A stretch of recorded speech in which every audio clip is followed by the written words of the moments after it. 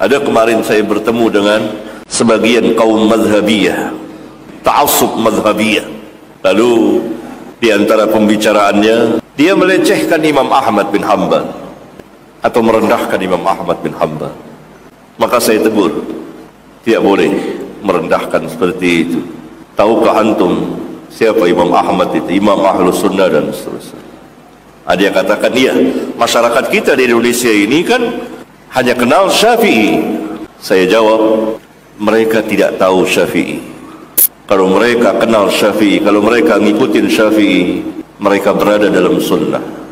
Mereka hanya kenal nama, tapi tidak tahu siapa Syafi'i, apa akidahnya Syafi'i, apa amalnya Syafi'i. Itu. Lalu saya tanya, antum sudah baca kitab Imam Syafi'i? Belum baca. Lalu antum baca kitab apa? Kitab murid-muridnya. Siapa murid-muridnya? Oh, yang sudah 1000 tahun lewat, yang sudah gini. Itu bukan. Jadi dia sendiri tidak mengenal Syafi'i, tidak tahu siapa Syafi'i itu, apa akidahnya Syafi'i, apa amalnya Syafi'i. Apa Imam Syafi'i tahlilan? Imam Syafi'i zikir-zikir rame-rame, kemudian salaman-salaman. Walhal di kitabnya Imam Syafi'i mengatakan bahwa imam dan makmum hendaklah masing-masing berzikir dengan suara yang sir terdengar oleh dia. Hanya tidak tahu. Jadi hanya tahu nama. Begitulah. Sama dengan Ahlus Sunnah. Kita Ahlus Sunnah, tahu nama siapa Ahlus Sunnah itu.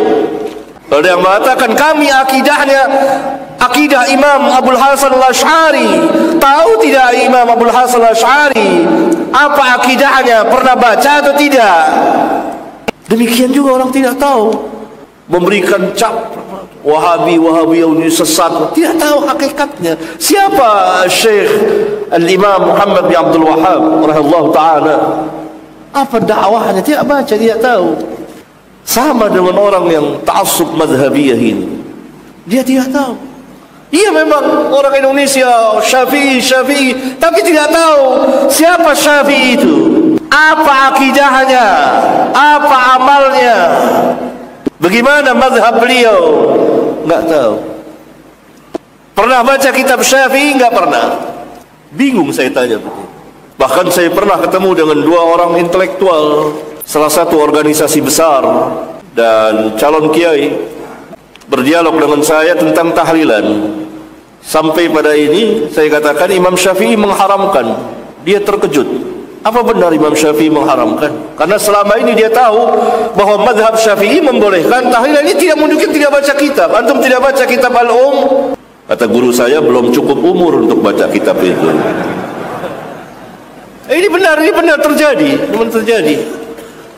Lalu karena itu di maktabah Libya, maka saya minta ambil kitab Al-Um, buka baca. Baru dia tahu. Oh, kalau gitu Syafi'i mengharamkan. Tapi karena ini anak muda itu lebih cepat menerima kebenaran dari syuyukh, orang-orang tua yang sudah berkarat bid'ahnya, sudah terbenam dengan agama bapak-bapak mereka. Sulit.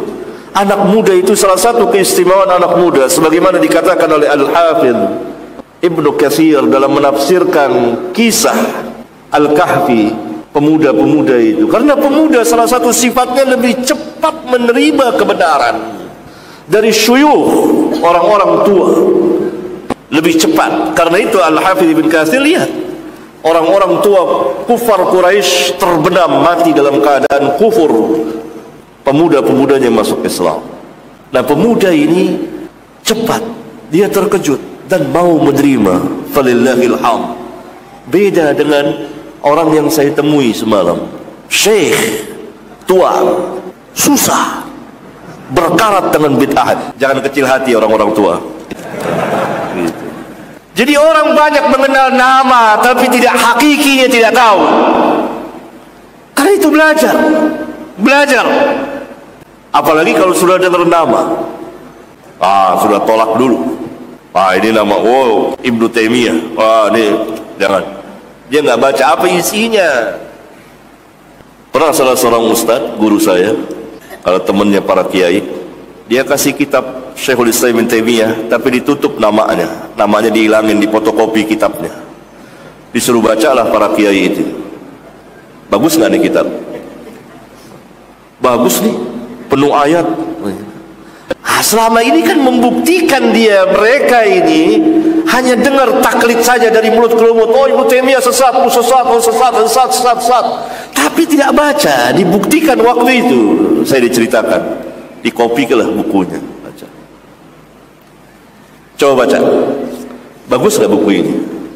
Tidak dikasih tahu siapa penulisnya. Baca. Karena mereka para kiai bisa bahasa Arab. Bagaimana? Setelah berapa waktu tanya, bagaimana? Bagus nggak?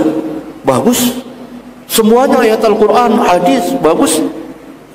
Berarti ketika mereka baca dan hatinya tidak marah dan memang betul-betul ingin belajar, Allah berikan hidayah bisa. Dan ini hakiki yang sebenarnya. Orang harus duduk dulu. Apa? Jadi orang tuduh ini salafi, wahabi, ini sesat. Dia tidak tahu dari mulut ke mulut. Duduk di majelisnya, bersoal jawab. Apa benar seperti itu? Tuduhan, fitnahan dari mulut ke mulut. Dan sanadnya dhaif, sangat lemah. Bahkan sebagian besarnya maudhu. Karena diriwayatkan oleh orang-orang pendusta, pembohong. Bahkan sebagiannya tidak ada asal usulnya, beredar seperti itu. Fitnahan, tuduhan beragam, bermacam tuduhan. Kami nggak tahu. Hanya pengakuan. Sebenarnya orang ngaku Indonesia, Malaysia, Brunei, mazhabnya Syafi'i. Apa benar Syafi'i, Al-Qurashi, orang Quraisy, Syafi'i yang mana? Nggak tahu.